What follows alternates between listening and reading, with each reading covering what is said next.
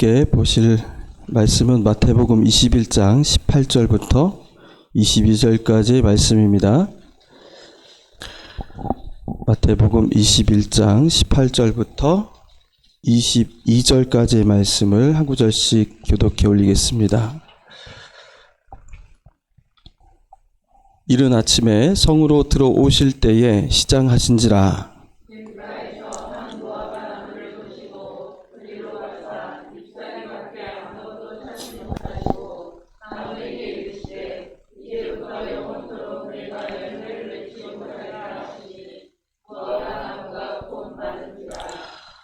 제자들이 보고 이상히 여겨 이르되 무화과 나무가 어찌하여 곧 말랐나이까? 예수께서 대답하여 이르시되 내가 진실로 너희에게 이르노니 만일 너희가 믿음이 있고 의심하지 아니하면 이 무화과 나무에게 이르는 일만 하느니라. 이 산더러 바다에 던져라 하고 될 것이요. 같이 읽겠습니다. 너희가 기도할 때에 무엇이든지 구한 것은 다 받으리라 하시니라. 아멘. 안녕하세요. 네, 옆에 분과 한번 인사 나누시기 바랍니다. 주님의 평화를 빕니다.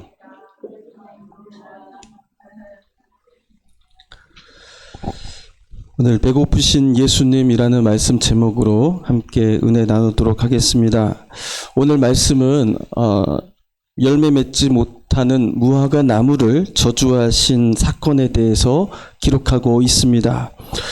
그런데 이 무화과 나무 저주 사건은 이해하기 힘든 점이 한두 가지가 아닙니다.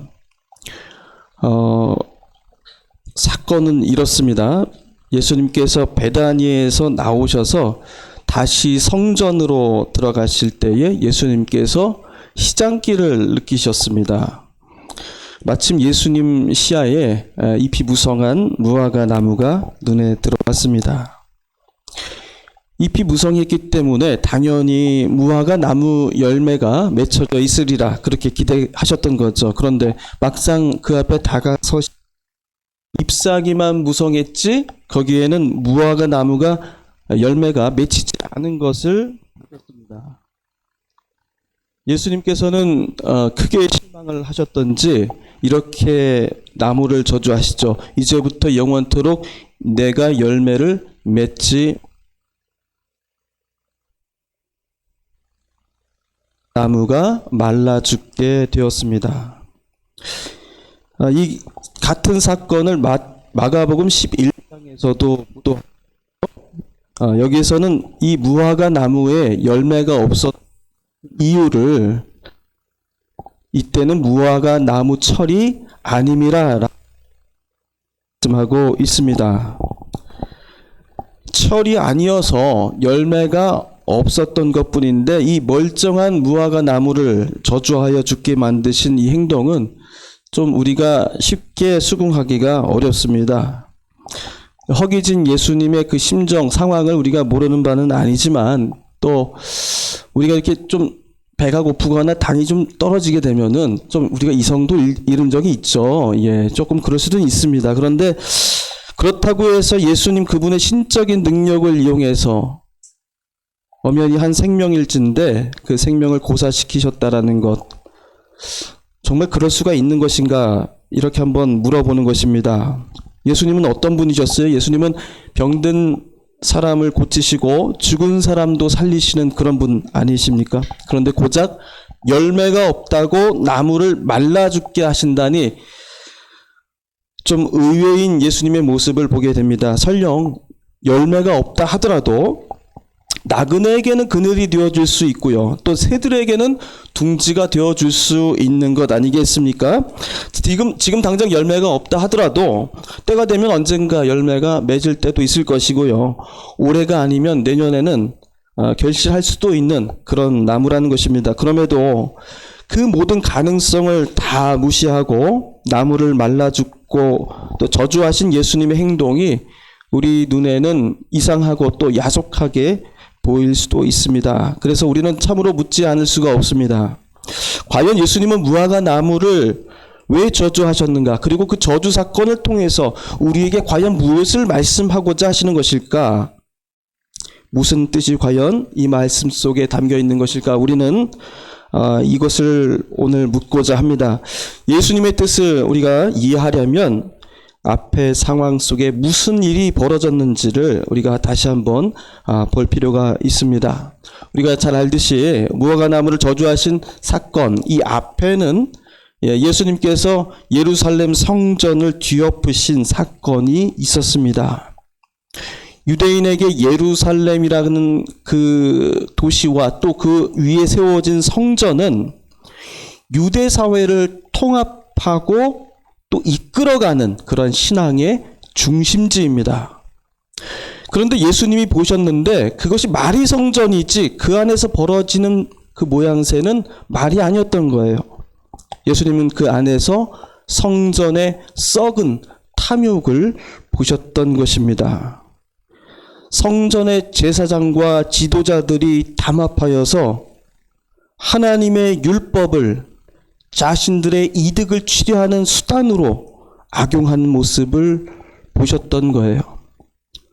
우리 마음을 깨끗하게 하고 정결하게 하고 거룩하게 하고 유대사회 공동체가 평등하고 하나님의 뜻에 합당하게 살아갈 수 있도록 주신 법이 율법 아니겠습니까? 그런데 그 율법이 누군가에게는 큰 이윤을 남기고 다른 사람을 누르고 횡포를 일삼는 그러한 무기가 되어 있었던 거예요. 예수님은 그런 성전에 들어가셔서 상인들을 내쫓으시고 환전통을 뒤엎으셨습니다. 그건 성전에서 그들이 떠들고 정숙하지 않았다고 하신 행동이 아니에요. 예수님께서 뭐라고 말씀하셨습니까? 내 집은 기도하는 집이라. 같은 성경 마가복음 11장 13절에는 내 집은 만인이 기도하는 집이라 이렇게 말씀하셨습니다. 이 말씀은 성전을 이용해서 돈을 벌고 갈취하고 횡포를 벌이는 이러한 썩은 종교를 그만 집어치우라고 그렇게 선포하신 것입니다. 내 집은 소수 특권층이 탐욕을 부리고 그 탐욕을 채워주는 것이 될 수 없다는 것입니다. 누구나 할 것 없이 누구나 제외됨 없이 하나님을 만나고 기도할 수 있는 곳이 바로 하나님의 성전이 되어야 한다는 것이죠.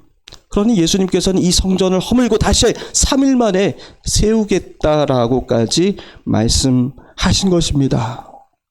그러니 율법을 빙자하여서 하나님의 거룩한 전을 죄 짓는 강도의 소굴로 만들지 말라는 것. 이것이 이 앞에 있었던 성전 정화 사건이었죠. 무화과 나무의 저주 사건은 바로 이런 일들이 한바탕 벌어진 이후에 다음 날 베단이라는 마을에서 나오시면서 벌어진 일입니다. 18절에 보니 다음 날 베다니에서 나오실 때에 예수님께서 시장하셨다라고 그렇게 기록합니다. 여기서 우리가 지나쳐서는 안 되는 지명이 나오는데요. 바로 베단이라는 지명입니다. 베단이는 아람으로 되어 있는 지명인데요. 이 베단이는 무화과의 집이라는 그런 뜻을 담고 있습니다. 아마도 무화과가 많이 나는 지역이기 때문에 그 마을 이름도 무화과의 집이라고 아마 그렇게 지었을 것입니다. 무화과는 성경에서 보통 이스라엘 민족을 상징하는 그러한 비유로 사용되는 나무예요. 가령 사과 하면은 어디가 생각나세요? 경북 대구가 생각나시고 또 이천 하면은 쌀이 생각나시잖아요. 마찬가지로 감람나무 하면 이제 이스라엘이 자연스럽게 누구나 그것을 떠올릴 수밖에 없는 이스라엘의 오래된 상징물이었습니다. 자, 그렇다면 열매 없이 잎만 무성한 무화과 나무란 무슨 뜻일까요? 단순히 나무의 상태를 말하는 것이 아니라 그것은 이스라엘의 상태를 말해주는 이야기라는 것입니다. 이스라엘의 종교, 이스라엘의 유대교, 예루살렘 성전의 그 상태를 일러주는 말이 바로 이 잎이 무성한 감람나무가 되는 것입니다. 겉만 화려할 뿐 정작 맺어야 할 열매를 맺지 못하는 그 이스라엘의 현실, 오로지 종교의 껍데기만 남아있고 그 알맹이는 없는 그 현실을 바로 이 무화과 나무를 통해서 고발하고 있는 것입니다. 그러면 왜 예수님이 베다니를 나오셔서 예루살렘 성 안으로 다시 들어가실 그때에 마침 배고프셨다고 하는지 우리는 그 답도 말할 수가 있습니다. 이스라엘의 중심인 시온산의 예루살렘 성전을 들어 엎으시고 그 이스라엘을 상징하는 베단이라는 마을에서 주무셨다가 이제는 잎사귀만 있고 열매가 없는 이스라엘을 상징하는 그 무화과 나무 앞에서 마침 배가 고프셨다라는 그 이야기는 예수님이 아침밥을 거르셔서 배가 고프셨다는 그런 얘기가 아니라는 것입니다. 예수님께서 배고프신 것은 위가 비어서가 아니라 이스라엘이 처한 그 현실, 예루살렘 성전과 베다니 마을에서 목격하였던 그 척박한 현실을 직접 보시니 예수님께서는 배가 고프셨다는 것입니다.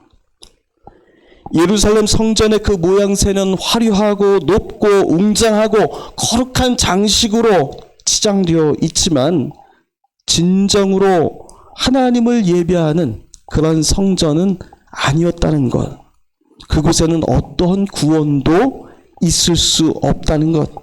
예수님은 그 성전의 속사를 보시면서 견딜 수 없는 갈증과 결핍과 공허함을 느끼셨다는 것이에요. 이것은 결코 육체적인 공복감이 아니라 바로 썩어져가는 예루살렘 성전과 유대 종교의 현실을 보신 예수님의 그 애타는 그 심정을 가리키는 이야기라는 것입니다. 그렇게 타락한 성전의 그 모양새가 마치 잎사귀만 무성한 이 열매 없는 무화과 나무와 같다는 것입니다. 예수님은 곧바로 그런 유대 종교의 겉과 속이 다른 회칠한 무덤과 같이 된 성전에 저주를 내리시고 종말을 선언하십니다. 예수님이 그 나무를 향하여 이제부터 영원히 내게서 열매를 따먹을 사람이 없을 것이라고 그렇게 저주하셨습니다. 유대교 예루살렘 성전, 너희는 이제 구원의 열매를 영원히 맺지 못할 것이다. 열매 없는 거칠애뿐인 흉내만 내는 종교, 하나님 없이 탐욕의 이름으로 모인 예배를 예수님께서는 저주하셨던 것입니다. 예수님은 참으로 배고프신 분이셨습니다. 타락해가고 또 제맛을 잃은 성전을 보시며 공허함을 느끼셨습니다. 창자가 끊어지는 그 고통을 느끼셨습니다. 그래서 누가복음에는 다른 복음서에는 나와 있지 않는 그런 예루살렘 성전과 그 성을 바라보시면서 슬피 우셨다는 그러한 기록까지 남겨놓았죠. 기울어져가는 이스라엘과 유대 종교를 보시면서 배고프셨던 예수님, 우리가 진정 예수님을 따라가는 제자라고 한다면 예수님이 느끼셨던 그 배고픔을 우리도 느껴야 한다는 거예요. 예수님은 정말 배고프세요. 그런데 우리만 배부르다고 한다면 여러분, 우리가 예수님과 같은 길을 가고 있다는 것이 말이 되겠습니까? 우리 자신에게 한번 물어봐야 하겠습니다. 우리는 예수님과 같은 배고픔이 있는 사람들인가? 우리는 과연 무엇에 배고픔을 느끼고 살아가고 있는가? 우리도 예수님과 같은 영적 진리에 대한 하나님을 떠난 이 가슴 아픈 현실을 두고 배고파하고 있는가? 아니면 우리는 세상적인 풍요로움에 아직도 굶주려 배고파하고 있는 사람들인가? 더 편리하고 안락하고 풍족한 것만을 쫓아 살아가는 그러한 배고픔을 안고 살아가는 자들인가? 여러분, 이렇게 우리가 한번 물어봐야 하겠습니다. 여러분, 어떤 배고픔이 우리에게 있어야 합니까? 세속적인 배고픔이 아니라 거룩한 배고픔이 있어야 하겠습니다. 내가 더 믿음으로 섬겨서 교회가 더 풍성한 열매를 맺기를 원하는 그런 배고픔이 우리에게 있어야 합니다. 수년, 수십 년을 교회를 오갔어도 여전히 내 마음속에 예배의 감격이 없다면, 내가 말씀을 읽고도 여전히 말씀의 은혜를 누리지 못한다면, 여러분, 이것이 우리의 배고픔의 이유가 되어야 하겠습니다. 성경 말씀을 읽고 묵상하는 즐거움이 없다면, 여러분, 이것이 나의 간절한 배고픔의 이유가 되어야 한다는 것입니다. 기도가 어렵고 또 주님께 드리는 시간과 헌신이 아직 어렵다면, 나는 아직도 왜 제자리 걸음의 신앙을 살아가고 있는지 여러분 배고픔을 느끼셔야 합니다. 그게 예수님과 함께 길을 가고 있다는 그 증거입니다. 우리의 믿음이 뜨겁지도 않고 또 차갑지도 않고 늘 해오던 대로 해왔던 신앙생활, 그것에 만족하고 살아간다면 우리는 결코 예수 그리스도의 제자라고 말할 수가 없는 것입니다. 예수님은 예루살렘 성과 성전을 보시며 그토록 배고픔을 느끼셨듯이 오늘날 이 사회와 또 한국 사회 교회를 바라보시며 정말 큰 배고픔을 느끼고 계십니다. 그 배고픔을 여러분 우리도 함께 느껴야 할 줄로 믿습니다. 사도 바울이 이렇게 고백합니다. 내 속사람으로는 하나님의 법을 즐거워하되 내 지체 속에 있는 또 다른 법이, 죄의 법이 나를 사로잡는 것이 나를 괴롭게 한다. 아, 나는 곤고한 사람이로다. 누가 나를 이 죽음의 몸에서 건져낼 수 있으랴. 여러분, 사도 바울이 몸부림치며 탄식했었던 이 배고픔이 뭡니까? 바로 영적 빈곤함입니다. 내가 하나님 말씀대로 살고자 노력하지만 내 속에 있는 그것을 하지 못하도록 만드는 또 다른 죄의 법이 살아있음을 보았던 것이죠. 사도 바울과 같은 그 위대한 주님의 제자일지라도 그런 배고픔 속에서 끊임없이 주님을 따라가는 그 삶을 추구하고 몸부림치며 그 믿음의 생활을 정진해 나갔던 것입니다. 여러분, 그 믿음의 배고픔이 여러분 우리 해림교회 성도님들에게도 있으시기를 축원합니다. 배고픔을 아는 사람에게 채워주시는 은혜도 주어지는 것입니다. 영적인 배고픔이 없는 사람에게 어떻게 하나님께서 진실한 믿음을 허락해 주실 수 있겠습니까? 어린아이도 젖을 구하는 아이에게 어미가 우유를 젖을 주는 거 아니겠습니까? 어떻게 진실한 믿음을 구할 줄 모르는 사람에게 하나님께서 그 진실한 믿음을 허락해 주시겠습니까? 어떻게 배고픔이 없는 사람이 주님께 구하고 찾고 두드릴 수가 있겠습니까? 구하지 않는 사람에게 어찌 좋은 것으로 우리의 마음을 채워주실 수 있겠습니까? 우리에게 먼저 예수님께서 가지셨던 그 영적 배고픔이 우리에게 있기를 바랍니다. 배고픔은 우리의 믿음이 그 제자리에 머물지 않고 열매를 맺을 수 있도록 하는 밑거름이 됩니다. 바꿔 말씀드리면 배고픔이 없으면 잎사귀만 무성한 무화과 나무와 같은 그런 텅 빈 신앙이 되고 만다는 것입니다. 신앙의 경력만 들었지 그 열매는 찾아볼 수 없는 성도가 되는 것입니다. 교회의 외관만 요란했지 그 안에 생명을 구하는 능력이 없는 그런 교회가 된다는 것입니다. 그럼 목사는 아닌 것 같습니까? 말만 화려하지 성도를 감화감동시키는 그 성령의 역사가 그 말씀 가운데 일어나지 않습니다.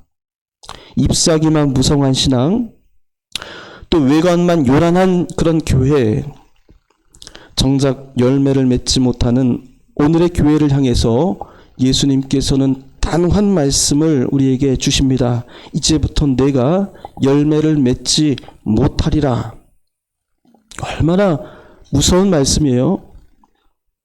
나의 밋밋한 신앙, 열정 없는 믿음을 향한 그러한 경고의 말씀으로 여러분 들으시기를 바랍니다.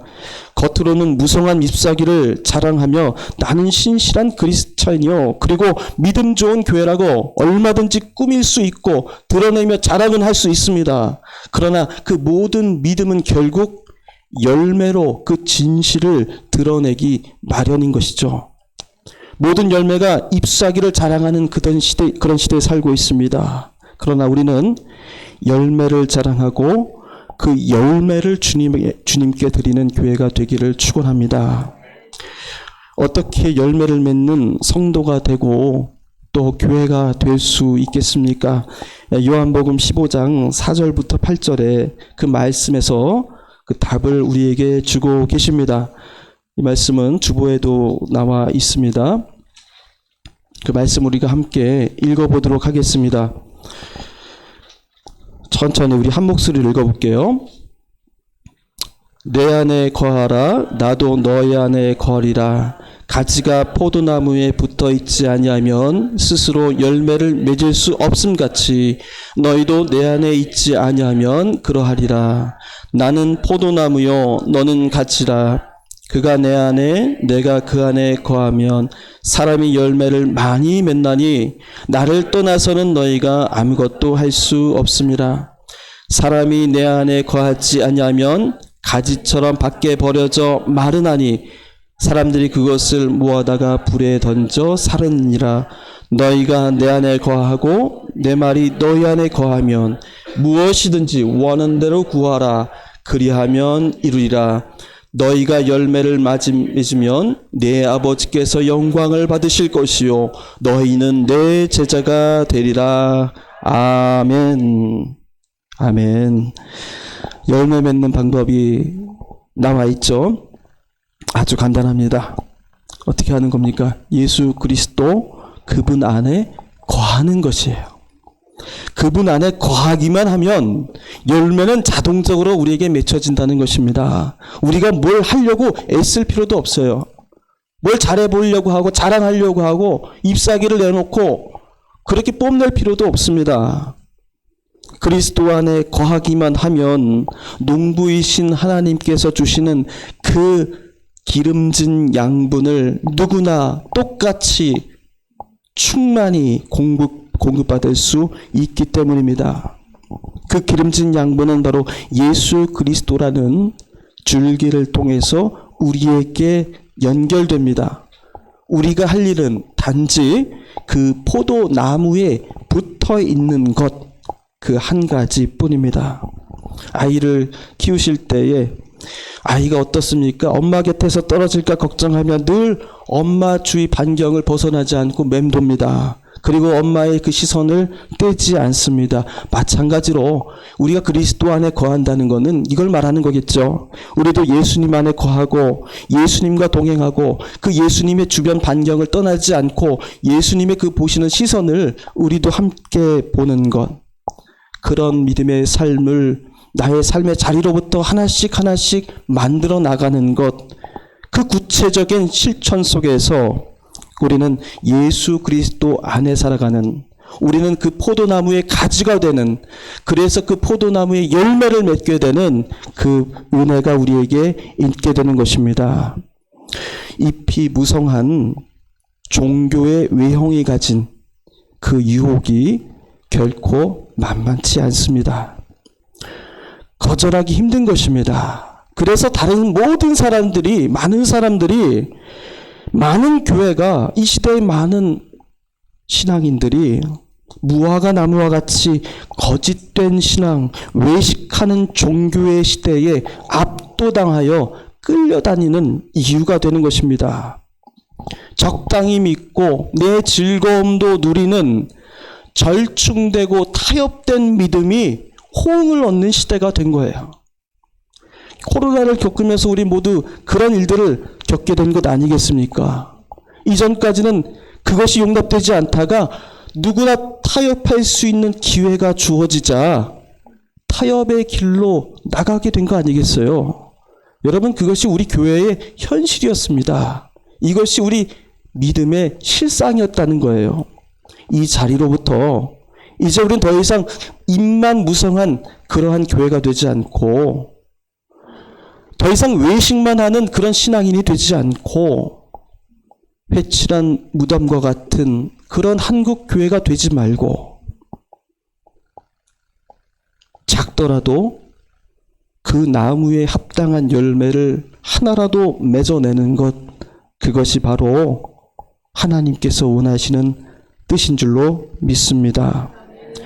무성한 잎을 바라보는 많은 사람들의 시선, 그 기대, 그 모든 대세를 거스르는 것이 결코 쉬운 일이 아닙니다. 우리에게 매 순간 그것이 유혹으로 다가오게 되어 있습니다.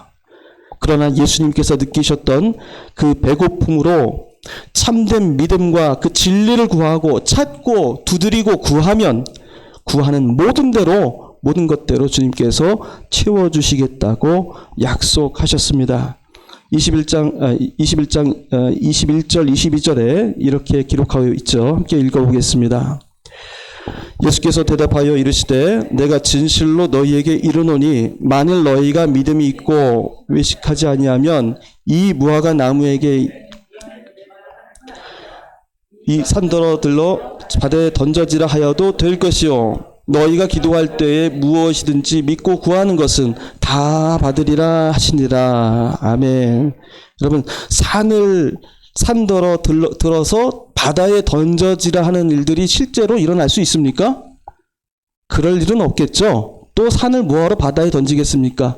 그죠? 여기서 말하는 산이라는 것은 이 시대의 겉만 무성한 산성과 같이 쌓아놓은 외식하는 이 시대의 풍토를 가리키는 말씀입니다. 그걸 우리가 거역하기가 힘들다는 거예요. 예루살렘 성처럼 그 화려한 그 모든 외관을 보고 6월절에 다 사람들이 쫓아와서 그 앞에 모이지만은 정작 거기에는 구원의 능력이 없고 거기에는 말씀의 능력이 없고 회개의 기쁨이 없고 아무것도 존재하지 않는 정말 텅 빈 종교의 껍데기라는 것입니다. 하지만 그것이 주는 그 유혹을 물리치기가 힘들다는 것이죠. 그래서 예수님께서 약속하신 거 아니겠습니까? 이 무화과 나무와 같이 산더러 들어서 바다에 던지라 할지라도 그대로 이루어지게 하시겠다. 너희가 기도할 때에 참된 믿음의 진리를 구하고 찾고 두드릴 때에 그 모든 기도에 주님께서 응답해 주시겠다고 약속을 하신 거예요. 우리는 유혹받는 존재지만 하나님께서, 예수님께서 우리에게 약속하셨으니 그 약속을 믿고 구하고 기도하라는 것입니다.